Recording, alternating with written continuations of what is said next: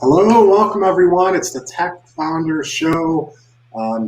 We're excited about this week. We really enjoy our conversations talking with tech founders who are leading the charge of rapid innovation and using disruptive technologies, learning all about those technologies, how they took the product to market, and kind of the journey that goes along with that. So I'm Tony Zayas, joined as always by Andy Halko. Andy, how you doing today?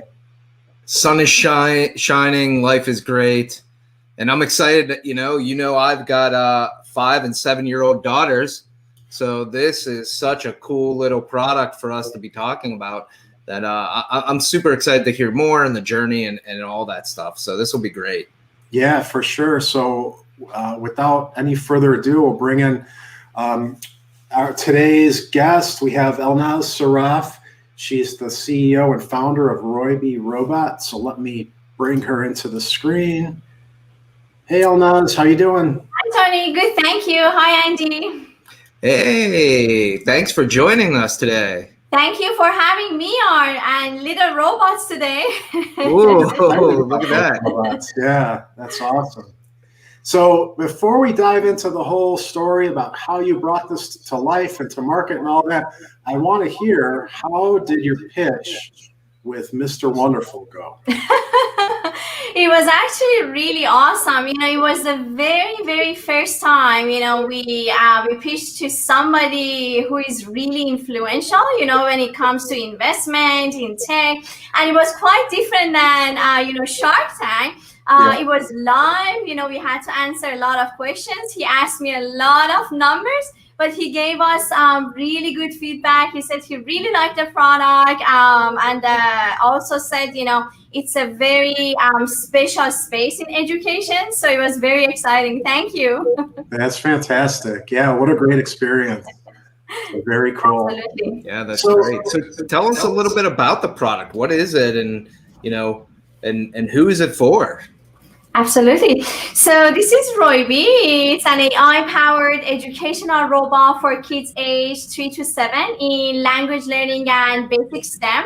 So what it does is our focus with ROYBI is language teaching, communication skills, and some basic STEM activities. It is conversational, so every time the child works with ROYBI or plays with ROYBI, it goes through certain lessons on a daily basis. We have like many categories: math, science, you name it, more than 73 categories.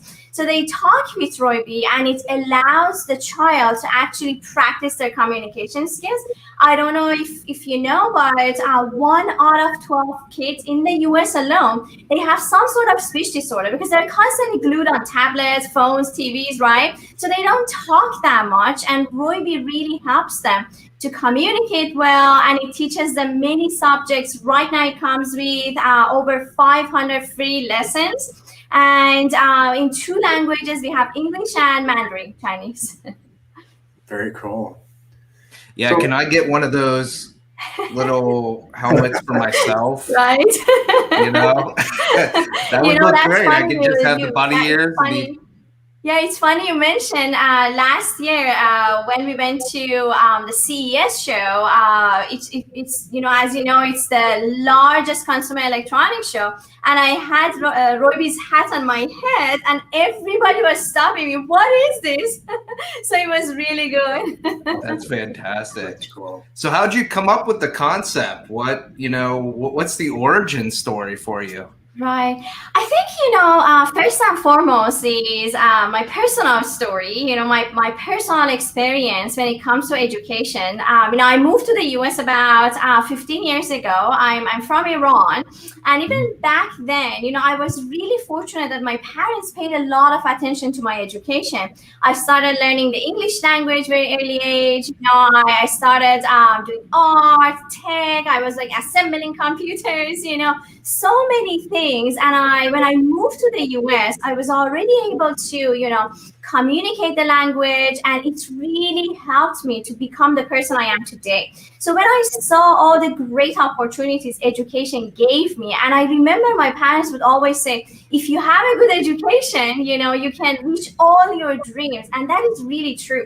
But not everybody have access to all this, right? So what I wanted to do is to give children the ability to actually learn based on their abilities and interests, and also provide them with quality education. But if you look at the education system, it's really one size fits all. It is still very traditional. It really takes time for the education system to change. And that's why we wanted to start our little robot with advanced AI technology to start the change from home environments and gradually take that towards the education system.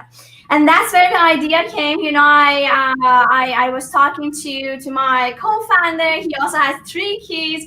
And we kept saying, oh my God, this is a huge problem. We have to find a fix for it. And that's how ROYBI was born. And every individual in our company is very passionate about education and truly making a change. That's fascinating. And the point on education, our educational systems have kind of been the same for generations. I love that how you stated that. You said, what could we do basically to start from home to influence that? Because that the educational system is so massive. To have change there, it's going to be very slow and take time. But you saw a path to influence change sooner than later. So that's fantastic. Now, as far as ROYBI actually goes, what you said it's AI. So what powers that? Is that like language processing and language learning? Yes, so we have ASR engine, which is the automatic speech recognition engine, specifically designed for kids. There are not many companies. I would say we are literally probably one company in the world that's really working on speech recognition for children in early childhood education, ages between 2 to 8. And it's a very, very complicated area. And that's one of the most powerful aspects of ROYBI, because it can recognize what the child says during the practice time. It can recognize if the answer is right or wrong. It can motivate the child. We've been working on this technology for the past 3.5 years. We also acquired the company last year in February, which added over 5 years of technology, over 150,000 children's data, of course, COPPA compliant. And it's really helped us to start training our machine and be able to really recognize better. And as you know, the way children talk is very different. There's so many variations for even one vocabulary. So it's a work in progress, but that's the brain of ROYBI. And then we have other technologies that we use. We use face detection to initiate conversations and interaction with the child. We also utilize emotion detection. This part we haven't deployed publicly yet, but it is under development. That what we do, it is patent pending. What we do is actually we analyze the child's emotions during the practice time to understand if they're excited, if they're not excited, that means maybe that category is not really part of their interest. And our goal with ROYBI is to actually teach kids based on their interests and abilities. So we use a lot of different technologies, and then gradually machine learning comes in. And what we want to do with that is to analyze the child's progress and be able to adjust the content based on that. Wow, that's very cool. I just like to ask, so this is obviously a very complex product. So when you came up with the idea, how did you identify the technology and build it? Like, do you have a technical background? Did you find someone who did? Or we'd love to hear about that. Absolutely. It is definitely a very complex product. And, actually, ROYBI 3.5 or 4 years ago, when we had the idea, was totally different. Even it looked totally different. And I'm glad we made the changes, actually. And what we wanted to do was, we wanted to disrupt the education, but it was more like entertainment system, not necessarily educational. But we did a lot of focus group, and I always suggest this to a lot of founders. Do your research, talk to people. Don't be scared of talking about it, because a lot of people think if they talk about their ideas, people are going to steal it. Not really, because ideas are great, but execution is the most important part. So that's how we did it. We started talking to friends and family. Then I started going out and talking to people. And we realized that, we need to narrow down our technology in order to be successful. And after a lot of research, we realized language learning is such an important area, because if you can talk, if you can communicate, you can learn about any other skills in the world, right? So that's why we narrowed it down. And that was me and my co-founder. He's our CTO, and I was really fortunate to work with him even before ROYBI. So that's how it got started, and he started building the R&D team around ROYBI, and I mainly focused on business development, marketing, and sales, and then we gradually expanded the team. That's very cool. I'm kind of curious, what it was like to create a physical product. Like, what's it look like to design that and go through that process and try and find, get a prototype, and, that has to be an interesting experience. Yes, it was quite complex, actually. It took around 4 months to actually come up with the design, the current design of ROYBI. We thought about everything. For example, like the ROYBI's hat can be changed easily, and the reason is that we wanted every child to have a unique robot for themselves. And also, for example, there is a button here on ROYBI, and every time the child presses the button, ROYBI would start talking. The reason we have a button, we don't have a wake-up word, is because of the privacy. So all these we had to consider. I always even make a joke, even back of ROYBI, the way that these dots are designed looks like diaper, actually, because we wanted ROYBI to look like a child. So much goes into it, and it took about 8 months to actually build the very first prototype. There was a lot of changes, a lot of sometimes just even limitations in order to go into mass production, because you want to make sure whatever you design at your prototype stage can get into mass production. Because majority of time, prototypes are designed with 3D prints, so it's easier. The 3D prints can print anything, but when it goes to mass production, it's totally different. And for mass production, it also took about 6 months, but we were pretty much 6 months ahead of schedule, which is crazy. It takes at least 1 year to get into mass production. But because we had a really experienced team, we were able to put everything together. And within 6 months, after a lot of testing, we went into mass production. But how we started was that from we had 3 prototypes, then we had 50, then 250, and then we went into 1,000, 5,000, and even more.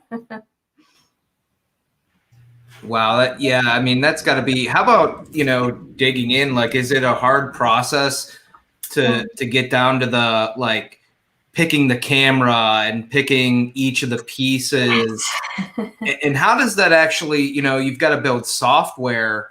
I'm kind of curious which came first too. Is it thinking through the software and the platform, or is it thinking through the hardware and then the software?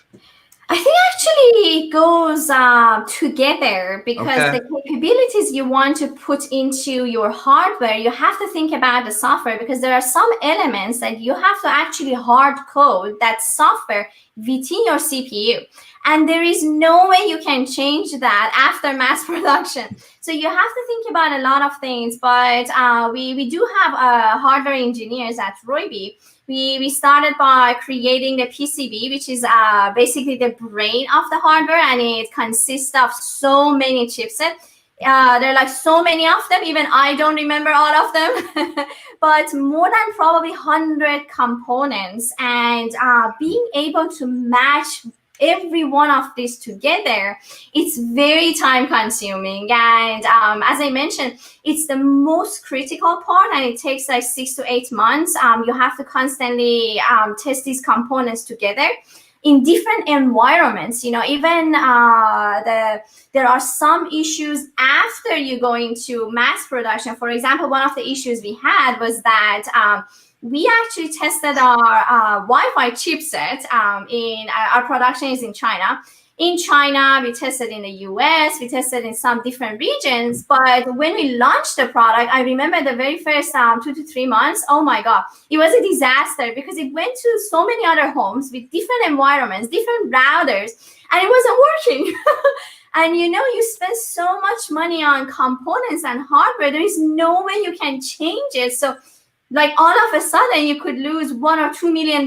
So it was really, really scary. But thankfully, we were able to resolve it through software update. But again, it takes a very long process. And a lot of times you just miss things, you have to fix step by step. And I can see how like a company like Apple can, has the resources. But for you as a startup, what did that look like to find the people and the experts and go through the testing? What do you think is that difference for established companies versus a startup in trying to create a device? Well, the difference is, as I mentioned, you encounter a lot of problems because, even myself, one day I act like a business development person, another day I'm a QA person because, we were a very small team in the beginning. We were only 6 people actually. And every individual was doing so many different things, from testing to developing to launching the product. So the difference is, of course, when you have more resources, you can find a lot of ways to do the Q&A, QA and quality assurance, and making sure the product is almost perfect before it launches. But for startups, it's very different. But generally, what we try to do is even before launching a software product or any update, we actually send our products to our beta users. And that was one of the reasons we launched our crowdfunding campaign before even launching the product into the market, in order to have like 1,000, 2,000 people as early customers, in order to help us find the bugs, fix the features, or even some of the hardware problems. So that's how we try to fix the resource issue. So how many iterations of the product would you say you went through? I saw that I could see behind you there that ROYBI was named one of the 100 best inventions by Time Magazine, and that was in 2019. Right. So obviously you created something that really was well received. How many iterations? How did it get to that point? Because it seemed pretty fast. I almost think I really don't even remember because every step we fixed one thing, we found another problem, and again, if it's a software problem, generally it is easier to fix it. But when it comes to hardware, it's so much more difficult. And I think we got really lucky, with our team, the experienced people. We really didn't have much issues on the hardware. We did have, for example, a very small issue. There are 2 microphones here. The very first generation, actually, these were a little bit small, so it couldn't take the voice as clear as we were hoping. So it had delays, or it couldn't recognize people, So we had to make just a tiny change just for the small, holes here. And this is just a small example. We had some other issues as well, but the good thing is all of our components and PCB, again, which is the brain of ROYBI, was working fine, but many, like probably more than 100 versions. That's cool. Kind of curious about the user testing and feedback during the process, because you're dealing with kids who are honest, but sometimes maybe not as articulate about their thoughts and feelings. So, for you specifically in producing a product for that market, did you rely on parents? Did you focus on kids? And then, how did you, feel like you got to the point of how people felt and what their true feedback was? Actually both, and it started internally because some of our team members, they have kids in the same age group, which again we were really lucky about that. So we were getting feedback from both kids and parents, and even to date it's the same thing. And sometimes when the parents tell us something about the product, we always ask, do you know how your child actually feels about it? Because it's very different. For them, it's a toy, they want to have fun. We hear that they see ROYBI actually as a trusted friend, which is really cool. But sometimes parents' perception towards product is very different. So what we did was that we went to our close friends and family members. That's how we started getting feedback. And then gradually we started forming small focus groups, so we could actually monitor children for a duration of, for example, 3 to 6 months. And that's how we were able to come up with some of the features or content. I remember the very first time we started testing, we realized that, oh my God, kids are much smarter than actually we think. So we had to redesign and redevelop some of our content because they seemed really basic. And the reason for that was that, we were able to do focus groups and get feedbacks early on before actually going into huge mass production or launch into the market. I'd like to hear about, I believe you said that you crowdfunded it early on. What was that like? How did that work for you? And, those initial crowdfunders, what was their involvement in the development and the process? Right. So we actually had only 2 months for our crowdfunding. We launched it on Indiegogo. It was quite an interesting journey. It was quite difficult. There's so much work that goes into it. A lot of people think, if you launch your product on the system, there are going to be a lot of people coming and buying. No, it's really not like that. It took us 5 months before actually launching the product to gather, users, email addresses, actually talking to people, knowing why they would buy a product like this in order to prepare our landing pages, marketing messages, and immediately when we launched, we were able to make some sales. That was very exciting to reach our goal. But in terms of the people involved in that process, it really helped us to shape ROYBI. In terms of some of the content, some of the functionalities today, because when they received their product, first of all, we found out some hardware issues, as I mentioned previously, some Wi-Fi connection issues. So we had to immediately fix that. And it was really challenging because all of a sudden we sent our products to over 30 countries. Wow. And being able to find the problems, fix the problems, it was like crazy. It was a nightmare. But it was also really fun because it helped us to really grow the team, grow ROYBI. And even to this date, we have customers from our crowdfunding time.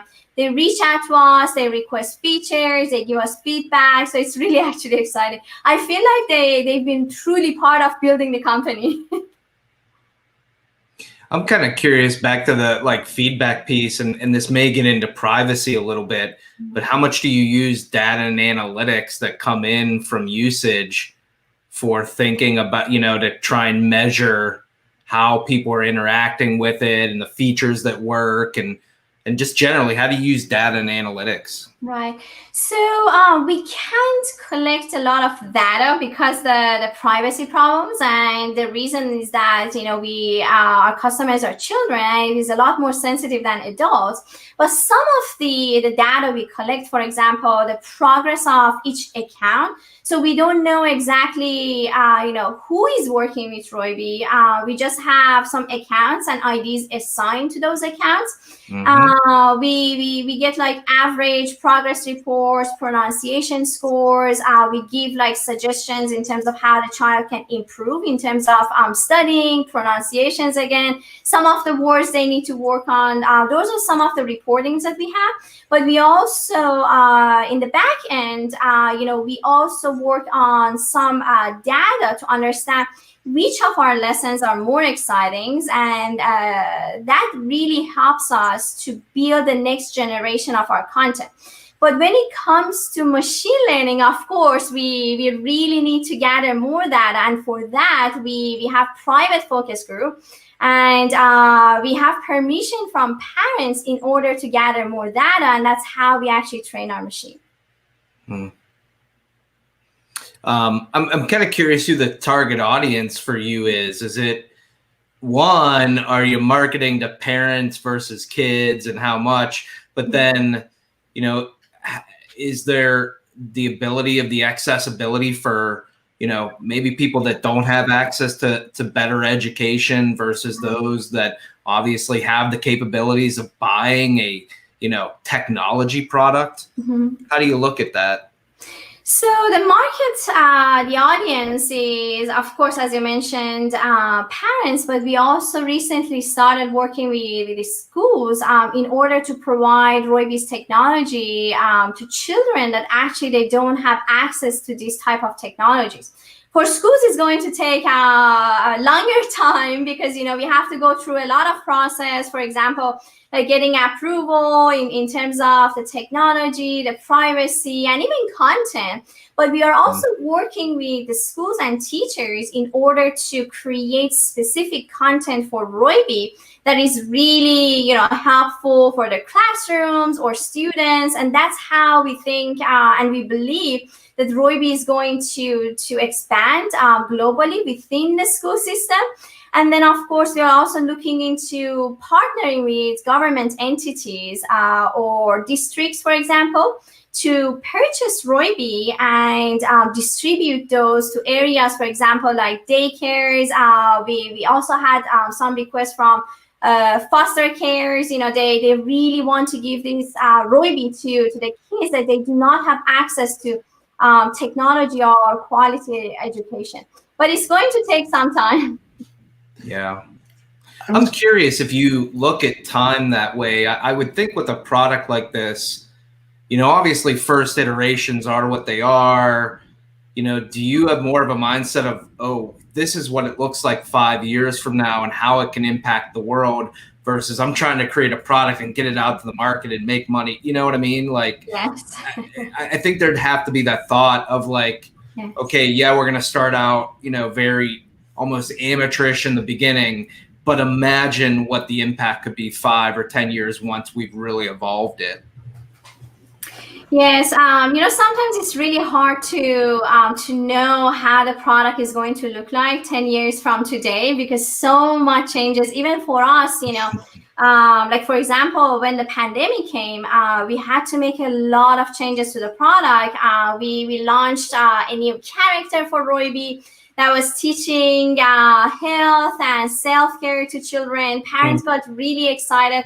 We actually filed a patent for it, and the patent is one portion of it is, ROYBI has sensors. So when the child puts ROYBI down, it can actually detect, and it would tell the child to go and wash their hands.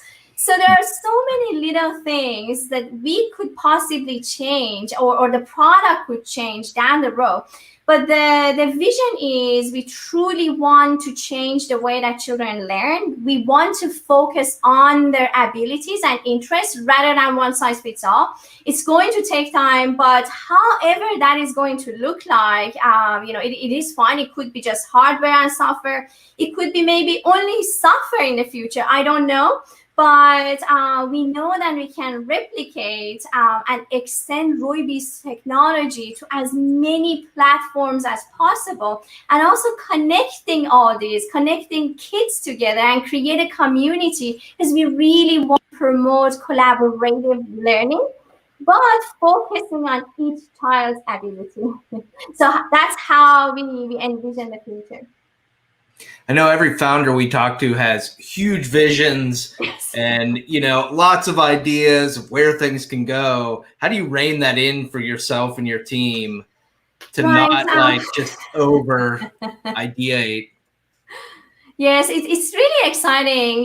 We first of all, we every time we talk about new ideas, we have idea boards, and we write it down because we would definitely forget about it. So when we go back, even like when I go back to 2 years ago, we wrote down a lot of ideas. Some of them we actually developed them. So it's really exciting. But the way that we really look at this is first is really market's need.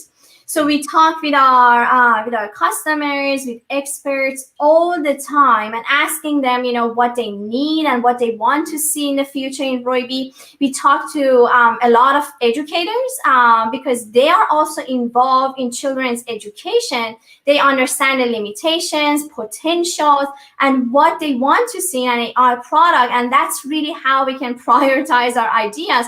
But as you said, yes, it's like every day we have a new idea, and that makes it really exciting. Going back to working with schools and education, how have schools received ROYBI in presenting the product, and have there been any challenges, hurdles? Because whenever you're dealing with a big organization, you're dealing with some bureaucracy and kind of their way of doing things. I would just love to hear a little bit about that, because I think that's where it could have a ton of impact. Yes, absolutely. Of course, in the beginning, we've had a lot of challenges. First and foremost, when it comes to AI, it seems like, at least in the US, people are quite conservative about AI. We had comments, people asking, so this is going to control my child? No, it's really going to help children to learn better, even assist teachers to focus on more important areas, and even provide more personalized learning experience to children when they work with a robot. But overall, especially during pandemic, the whole perception towards educational robots has changed. We have schools actually reaching out to us, wanting to implement ROYBI within their system. They even want us to create programs, software, and many modules for them in order to implement ROYBI within their curriculum. And I think gradually it's going to change. And even now we think future is more going towards hybrid learning. And teachers and even parents, they need different tools. Kids are kind of really tired of just sitting in front of, for example, like Zoom screens, and it's not productive, right? So they need more active learning rather than passively learning from screens. We've been getting really good feedback recently in regards to ROYBI. We actually had a couple of pilot programs in the East Coast in Pennsylvania. We previously had pilot program in Finland. And we are also working with a couple of organizations to help us to extend ROYBI within more schools. Wow. So from a bigger picture perspective, how do you see technology like language learning and AI and all this kind of stuff? How do you see that influencing education as we move forward? Again, now that we've moved into this climate with a lot of hybrid learning, and like you said, we can't just be on Zoom calls all day. I would love to hear what how you see the future and how that plays out. The way that we see it, it's funny because 3.5 years ago when we started ROYBI, and I remember I was pitching ROYBI to a lot of people and investors, I kept saying, this is the future. This is going to change the way children learn. I had people even laughing at me. It's like, why do we need that? And then some of those people got back to me saying, wow, we really need this. And the reason is that, AI can really assist kids, assist teachers, and it can really provide some additional support. And technology can extend into many, many areas. For example, we have teacher shortage. 69 million, and that's a huge number. Just imagine if ROYBI with its technology can actually go into those places and provide education to those children. We also know some children, they even during pandemic, they left school. We were talking with a couple of academies, actually. They were saying many children left schools because they really couldn't learn from Zoom conference calls, and they really want to see ROYBI going into the hand of those children to actually be able to talk with like a trusted friend. That's how kids actually look at robots. And when it comes to AI, with voice AI, we can understand what the child says, so it can actually react to it. We have face AI, emotion AI. Now, more as we go towards post-pandemic, for example, and even in the future, the mental health of children is really important. And imagine if our robot can react to the emotions of children, that would be really helpful because kids really don't understand emotions that well. They don't know how to talk about their emotions. And these are the things we keep hearing about, how our AI technology can gradually impact the lives of children. That's awesome. We have a lot of founders, that we are having watch the show. I'm kind of curious for others that are interested in the AI space and that. Where do you start? Like, how do you develop the strategy and plan to build out AI? Not just AI, but like you said, emotional AI and these other pieces. Like, what's that look like to, bring that to life? So first and foremost, you really need to understand the pain point and why you are building this, because I see a lot of products out there, they're like good to have, but they're not necessarily solving a problem. And that's a big issue, because if you just launch a product for the sake of launching something, maybe it's not going to work. You really need to dig deep into it and understand what the pain point of the market is. And then, based on that, you can launch your idea, your product. And in terms of AI, actually, there are a lot of open source platforms that you can start developing your engine or your AI, based on those. Like Google have some open source and many, many more, Amazon and Microsoft. There are a lot of technologies founders can use in the beginning to start and then gradually build upon that. And that's really how we started doing. We utilize open source and some paid programs. And then on top of that, we started actually building our own voice engine, which is a very complex product, actually. Did you end up having to reach out and license like any certain, specialized like algorithms or anything? Like, was that involved in the process? Yes, of course, and okay. It's very normal. And sometimes, you don't have to reinvent the wheel or just start things from scratch, because it takes a huge amount of time and resource. And sometimes you could utilize somebody else's technology, but build something really innovative and different for your product. For example, like our face detection algorithm is licensed, but how we use it within our technology is totally new. It's very innovative, and again, the user case or the scenario is more important than the technology itself. I'm kind of curious of all the things that go into this. So there's, prototyping and creating technology, software, there's hardware, there's marketing and sales, there's raising money. So all these things that are across trying to grow a business.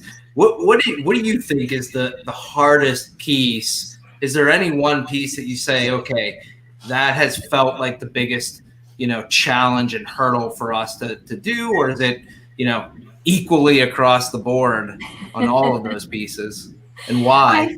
I feel at every stage or at every step, everything seems challenging, complex, but because it's like, for example, if you don't have prototype, the chances to raise funding is really limited. So you need to work on your prototype.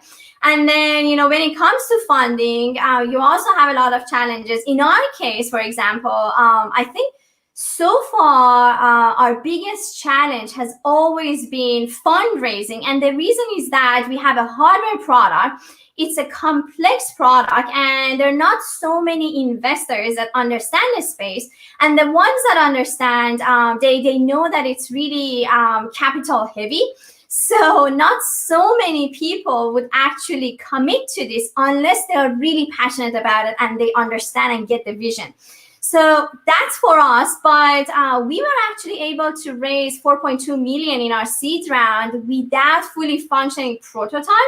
So that was really amazing. And at that point when we raised, it was one of the largest seed rounds, and it was really exciting because the investors really invested in the team and our experience rather than the product, because even from the time that they invested to this day, so much has changed on the product or company strategy, and they know that. So I think even now, I still think fundraising is the most challenging part for our business because we need a lot of money. So you were somewhat successful in it. Then can you share any of the secrets or what you think was, the most powerful piece for you to have achieved that seed round? I think it's really simple, and it's persistence, because there were times that the investors would give us some comments, and then we were like, oh my God, what are we doing? Is this the right thing to do? They are much smarter than us probably. But, the thing is, it is difficult. First of all, you need to be ready for change. Get as much feedback as you can from investors, from family, friends, partners, experts. That part was really important. I think we changed our pitch deck at least 100 times, and I'm not joking. I personally talked to over 200 investors. We got a lot of rejections, so many no's. It was quite frustrating at that point because we kept saying, this is needed, this is the future, but it was hard to find, that one investor to comes in as a lead, and then the rest would follow. And again, I always tell everybody, for us, it was persistence. We never gave up. Elnaz, I'd be curious what your team looks like now. And just a bit about, you said the investors look at that team and they're kind of buying into that collective group. So who are the type of people that you look for when you're hiring and bringing people on? Right. So the current team mainly consists of R&D and content. And what we really look for is the previous experience in the same space. But the most important part for us is to really see if that person has similar values and passion, as we have for the company. Many times we actually hired people that they didn't have specific skills that we were looking for, but it really seemed like they're willing to learn. They're so passionate about the space, and they really want to make a difference. And that's we decided to give them a chance, and some of those people turned out to be truly amazing and valuable for the company. But when we started, our team was really strong in terms of technology, their past background. We also brought on board really experienced advisors. They really helped us to shape the company. And early on, you bring some people, you don't have to even pay them in cash. You can actually give them some stock options and they become your advisors. And oftentimes they give a tremendous help to the companies. But for the future, for future hirings, once again, we really look at their values, passion, and making sure we share the same, kind of vision. And then the rest of it, I always say people can learn skills. So that's what we also do at ROYBI. When people join, they can learn many different things. Yeah, that's great. I'm always interested by the mentality and emotion of being a founder. I always, I think that's an interesting topic that doesn't get touched on enough. I've owned my business for a long time, and you mentioned perseverance in fundraising. I think perseverance is important in business no matter what.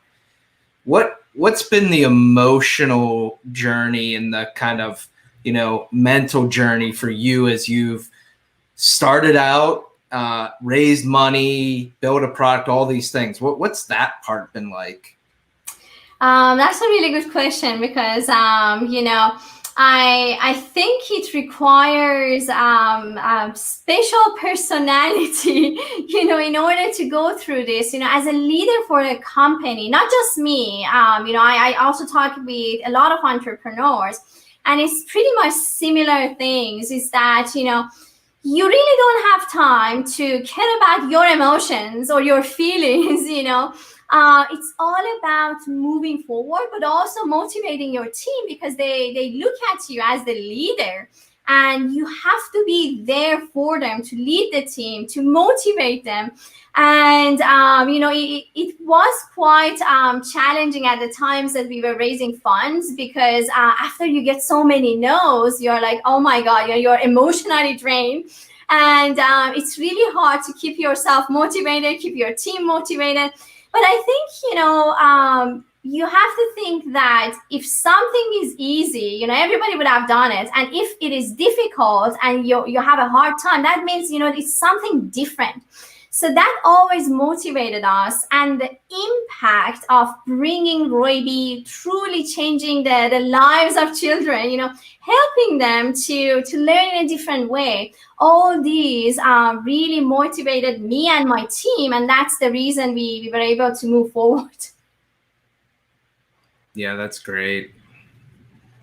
What, we talk about emotion and challenge. What are you most excited about for the future of the product? Going the other way, what kind of has your mind like reeling for where you're headed?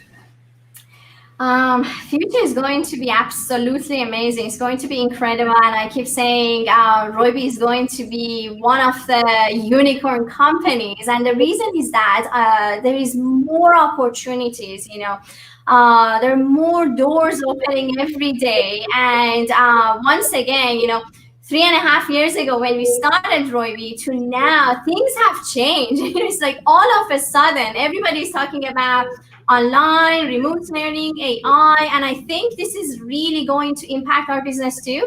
And it's a lot of opportunities from the consumer side to education side, and we really want to see every child having one ROYBI in their hands and being able to get introduced to sophisticated technology, to get introduced to premium content, quality education. And that's all the opportunities we see that's going to be available for us. That's awesome. We actually have a pretty interesting question here that came in from one of our viewers that I'd like to share with you. So first of all, they say, ROYBI is awesome, going to change the world. They say, I've been listening to some neuroscience experts talking on podcasts, and they stated that AI is still operating at a more basic conscious level, that the learning capacity will take time to reach advanced unconscious learning. I'm just wondering what you think the time frame would be for AI to begin to understand and learn things from a more advanced, fluid, and unconscious level, like the difference between active, intentional conscious learning and passive subconscious learning. The human toddler very rapidly bridging gaps between meanings automatically, which an AI can't yet. That's actually a really good question. We do have some technologies, that they are a lot more advanced than the technology we have today for children. And I think not necessarily about how long it's going to take. It's really about the resource that we have available for us. For example, in our case, it's going to take quite longer because, as I mentioned, we deal with children, so we really can't collect a lot of data. And there are a lot of limitations, in order to collect data, process those, train the machine, and gradually actually the machine gets better and better. So it could, I would say, in 3 to 5 years, so much is going to change, but it's more about resource availability than anything else from my point of view. Is that the case? Just my understanding of AI is really it's about collecting the data and having a big enough pool of data to make sense of it. So it's not really time. It's the time only because you need to collect the data. Yes. Yeah. Yes, absolutely. And then it takes time to train the machine, to process those data, train the machine. But again, more and more we go into this subject, more countries are putting a lot of restrictions. So the way for us, for example, to collect data is to collaborate with universities, and that takes a long time. There's a process. Sometimes it can take like 6 to 8 months to go through the process, proposal, approvals. So it's just really a matter of time and having enough data in order to train the machine to get smarter.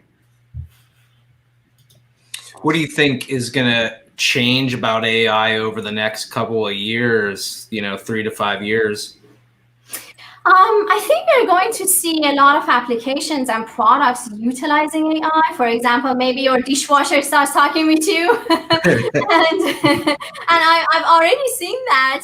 I've seen some programs like that on LG or some other, companies putting AI in their appliances, which is quite cool, I think. But we are going to see a lot of changes. I think, when I think about AI, well, how I see it is, it's really going to change our lives to help us do things faster, better, and we can focus on areas that truly add value for us, and we can learn many skills even quicker, probably, because imagine if it, if we want to learn about some specific things or subjects and AI can deliver those contents specifically to us, based on our skills and level, we could learn things much quicker. And of course, I think AI is going to be implemented in many, many more industries than we see today. I'm just imagining my dishwasher and microwave replicating my wife's voice and saying, please wash me, Andy, make sure you close the microwave door. It's my wife's voice. That'll be... Can't wait for that point in technology, that's for sure. No, that's awesome. Well, I mean, this has been fantastic. I, just kind of a little bit of a wrap-up question. I'm interested in asking tech founders vision for the future. I'm big into, futurist and, predictions for the future. So I'm curious from your perspective, if you were to look out 10 years from now, what do you think, what of the technologies that are out there, things like natural language processing and AI and, all of these other things, what do you think is going to make the biggest impact to society and why? It's a big question, but, put that foil hat on and, what in 10 years do you think a technology looks like? I think we're going to see a lot of, automation and deep tech, and as I mentioned, automation involves AI, involves machine learning, and we are going to see a lot of applications and possibilities over the next 10 years. I think very soon we will really start seeing autonomous cars, driving in the city. In some cities, it is already approved. We are going to see many more technologies in many other industries, like, for example, health, education, even food. There are robots now making, hamburgers for you, and so many other things. And I say in 10 years, automation and deep tech would be definitely a huge trend. Yeah, that's great. And I mean, I think that it's a good point. I always believe that it's the integration of these technologies. There's not one, but it's imagining when you get automation and AI and, motion processing and blockchain together, that, when we really learn to start integrating these different technologies is when I think some really interesting things will start happening. Yes, it's going to be a massive centralized hub, and with some technologies, for example, like 5G coming, more and more, they're going to deploy, this technology globally. I think we're going to see a lot of connected environments and devices. And I think it's really going to be a game changer. That's awesome. Elnaz, where can people find out more and go ahead and buy their own ROYBI for their kids, their family? That's my favorite question. That would be on our website. It's ROYBI, ROYBI, robot.com, ROYBIRobot.com. ROYBIRobot.com. Fantastic. Well, we really appreciate you taking out your time to talk with us. It's been fascinating. I know that our audience has appreciated it. We've got some great feedback here. So thank you so much. Yeah, thank you. And I'm going to make my blue hat at home. Thank you for having me and letting me share our story. That's awesome. Thanks so much.